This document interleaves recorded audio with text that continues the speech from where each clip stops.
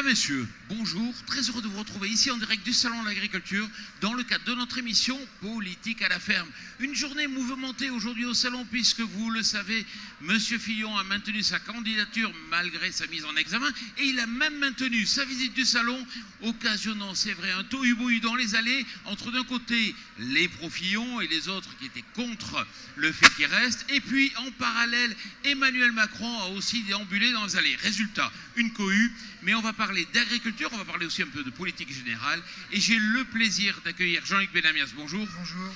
Juste face à vous, donc Michel Dantin, bonjour. Bonjour. À côté de vous, Angélique Delahaye, bonjour. Bonjour. Et puis Delphine Gay, bonjour. Bonjour. Et juste avec moi, Patrice Moyon qui va co-animer avec moi puisqu'il est journaliste pour Ouest France. Michel Dantin, vous êtes député européen, vous êtes aussi les Républicains, on est un jour très particulier. C'est vous qui avez écrit la partie agricole du programme donc, de M. Fillon. Que se passe-t-il aujourd'hui? D'abord, le programme de François Fillon, c'est un travail collectif qu'on a animé à plusieurs. François Fillon avait promis de venir à la rencontre des agriculteurs, de leurs dirigeants, des différentes entreprises qui sont sur le salon. Il l'a fait cet après-midi dans une cohue effectivement un peu invraisemblable. Chacun des analystes examinera ce qu'était la nature de la foule qui l'entourait.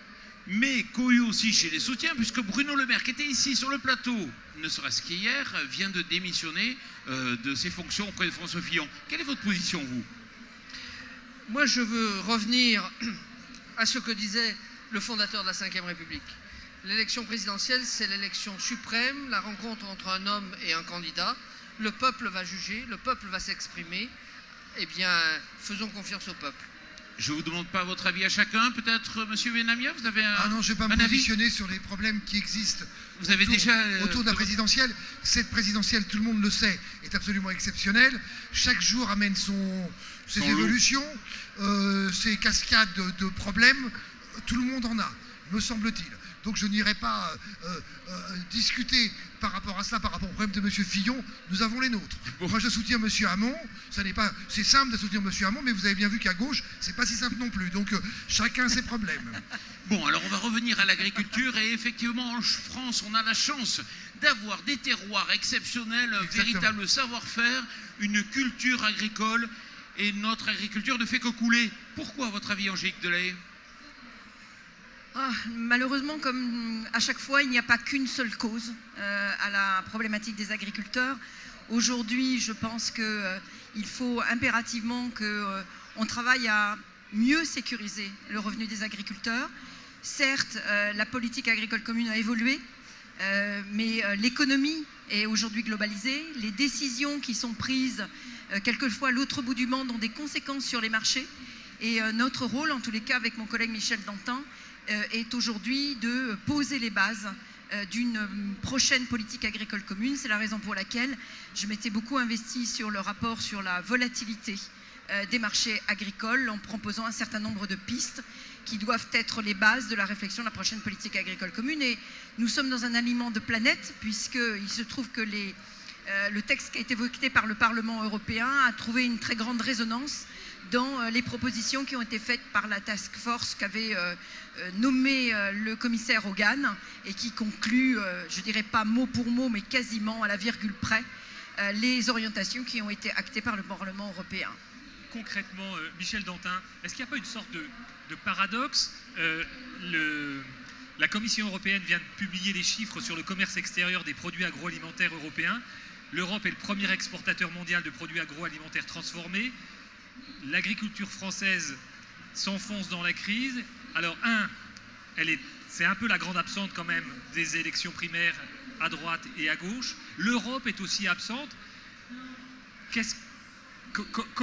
Comment est-ce que la France peut sortir de l'ornière dans laquelle elle se trouve aujourd'hui? Je ne sais pas comment vous remercier pour votre question. Oui, l'Europe est la première puissance exportatrice. L'agriculture au niveau européen va plutôt pas mal et elle est gravement malade en France. Nous avons un problème français, il faut qu'on arrête de renvoyer sur les autres. Nous n'avons pas su en interne faire des adaptations que d'autres ont parfaitement réalisées. Je pense par exemple au problème des quotas laitiers, la fin des quotas. Les Allemands, les Néerlandais ont parfaitement anticipé. Nous n'avons rien fait. Sur le plan fiscal, les autres se sont adaptés. Nous n'avons pas adapté notre système. Sur le plan des investissements, les Allemands qu'on critique si facilement ont fait des investissements colossaux au niveau de la technologie de l'agroalimentaire, par exemple. Et ils ont été capables de dégager des marges qui leur permettent de rémunérer les paysans allemands. Ce que notre industrie agroalimentaire, compte tenu notamment des charges qui pèsent sur elle, a été incapable de faire. Il y a un vrai défi. Oui, l'Europe a des responsabilités, mais il faut aussi qu'on se renvoie à nos propres responsabilités. Alors vous dites, l'agriculture, l'Europe n'est pas dans la campagne. Effectivement, mais là, il faut peut-être que je vous retourne la question.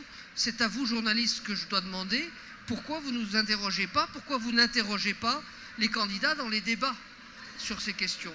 Je pense que parler que d'agriculture, ça peut sans doute paraître corporatiste.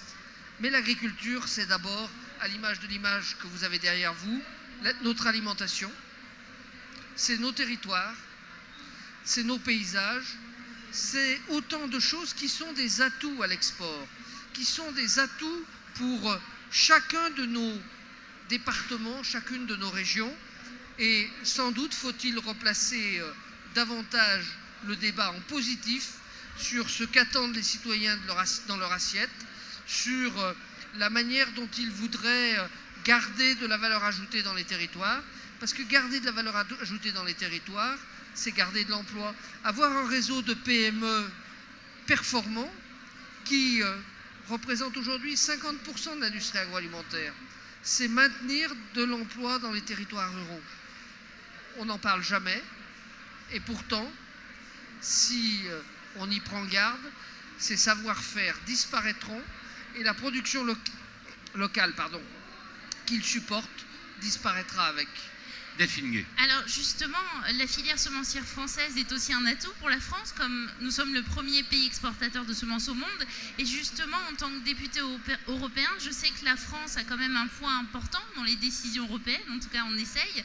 Ma question est la suivante. On a en France 72 entreprises de recherche, de création variétale, 54 PME ETI, un atout, comme vous le disiez, qui aujourd'hui sont dans l'attente d'une décision européenne concernant le classement des biotechnologies vertes.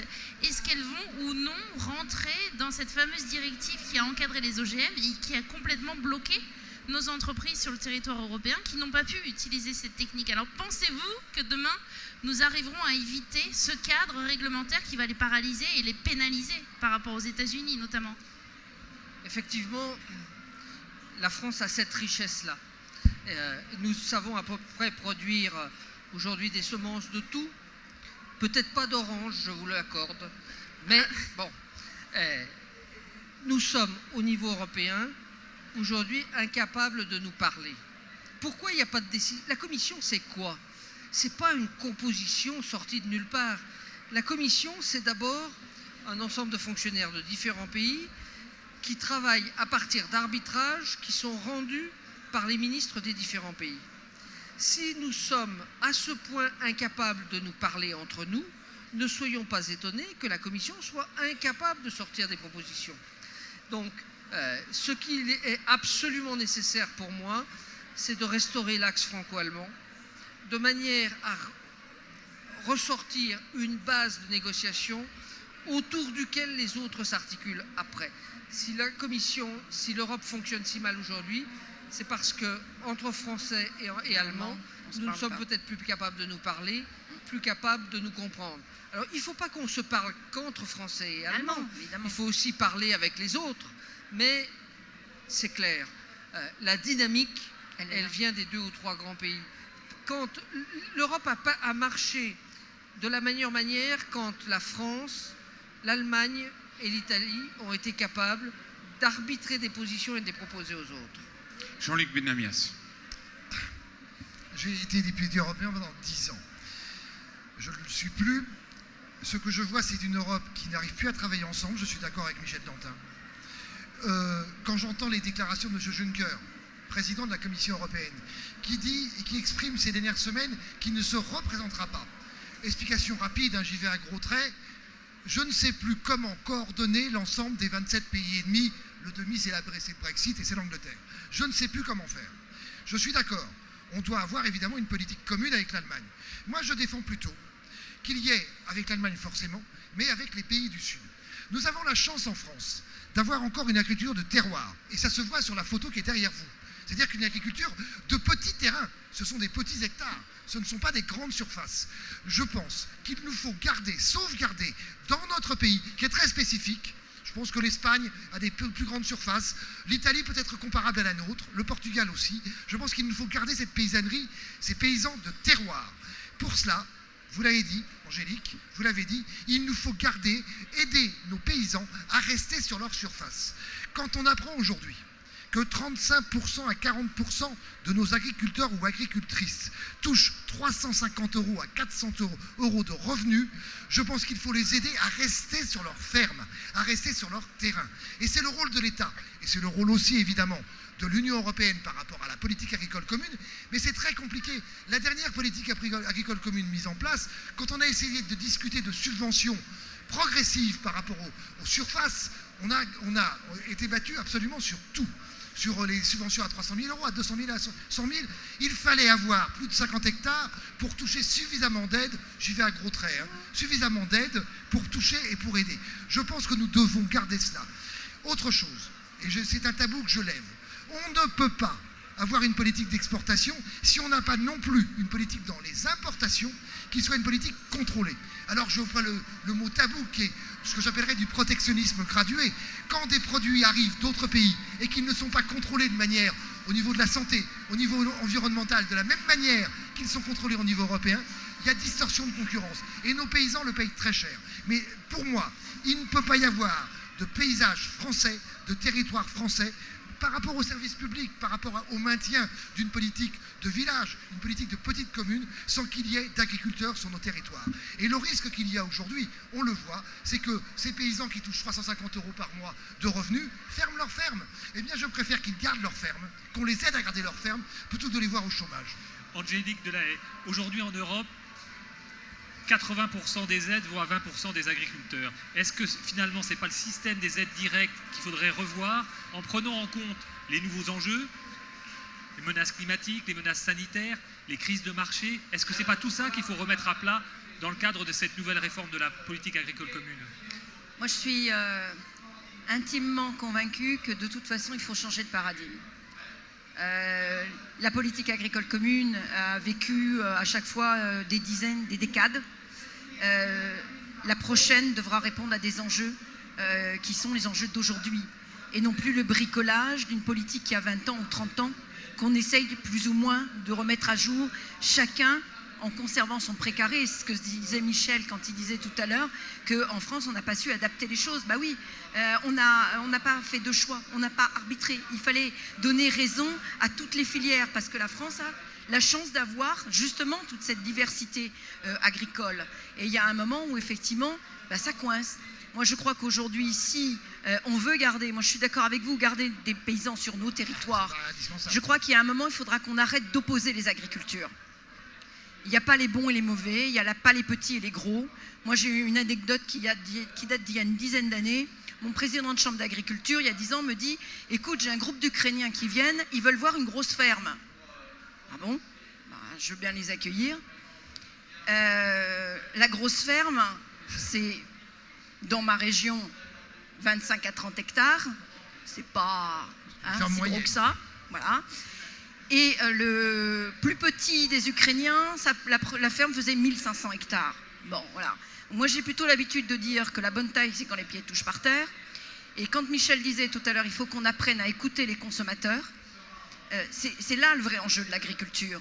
Peu importe qu'on soit petit, qu'on soit gros, qu'on fasse du lait, du fromage, de la viande, des fruits, des légumes ou autre chose, l'important c'est que ce qu'on est capable de produire réponde aux attentes du consommateur et qu'on soit capable d'organiser des filières pour que la valeur ajoutée que paye le consommateur puisse être répercutée jusqu'à l'amont de la filière.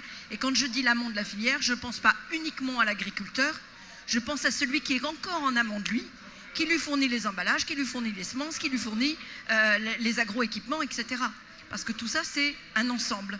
Et C'est pour ça que je crois intimement, pour répondre très directement à votre question, qu'il faudra qu'on change la donne des aides pour les agriculteurs, parce que ça doit passer d'abord par la sécurisation de leurs revenus et donc par une modulation et des outils qui vont encadrer la volatilité des prix. Mais est-ce que vous ne péchez pas tous par trop d'optimisme? Est-ce qu'il y aura une PAC? Est-ce que le Brexit permet aujourd'hui d'avoir une visibilité sur le fait que les Européens se mettent d'accord sur un budget européen, sur le fait de régler une facture et le fait de décider d'une PAC? Michel Dantin. D'abord, je vous rappelle que c'est un traité signé en 1957 à Rome, le 25 mars, donc nous allons bientôt fêter les 60 ans, qui donne à l'Union européenne la compétence de la politique agricole commune. Donc, sauf à réviser le traité, il y aura une politique agricole commune. La question, c'est pas celle-là. La question, c'est de savoir de quels moyens elle dispose et pourquoi faire. Je voudrais revenir sur le 80-20 que vous avez donné tout à l'heure, parce que ce 80-20 est aujourd'hui un cliché qui date un peu. On est plutôt autour de 64% des aides qui bénéficient à une petite majorité d'agriculteurs. Les choses ont bougé ces dernières années avec la forfaitisation des aides à l'hectare. Mais le problème de la forfaitisation des aides à l'hectare, on le voit bien dans la crise et dans les chiffres que vous avez cités sur le revenu, c'est qu'elle ne permet plus d'assurer un revenu. N'oublions jamais une chose, la PAC de 1960, c'est une politique publique pour permettre à l'Europe de produire ce qu'elle veut manger. En 1960, vous m'excuserez de dire que ce n'est pas si vieux que ça, eh bien, l'Europe ne produisait rien en quantité suffisante pour son autosuffisance. C'est donc le pouvoir politique qui a mis le pied sur l'accélérateur pour qu'on assure cette autosuffisance. Aujourd'hui, je suis convaincu que l'agriculture européenne est capable de répondre à une autre commande, mais encore faut-il que les 27 soient d'accord, les 27 demain, soient d'accord pour définir cette volonté commune, cette commande commune. Et là, je pense que le départ des Anglais va nous faciliter la vie pour définir cette nouvelle commande publique. Oui, il faut d'abord une commande, ensuite on écrira la manière de répondre à la commande. Michel Dantin, merci de cette précision. Je sais que vous êtes un bon spécialiste des questions agricoles européennes puisque vous siégez à la Commission agricole du Parlement européen, mais ce chiffre 80-20 m'a été donné par les services de la Commission européenne il y a 8 jours. Oui, non, mais il est plus... Je vous donnerai les chiffres actuels, c'est un chiffre qui date.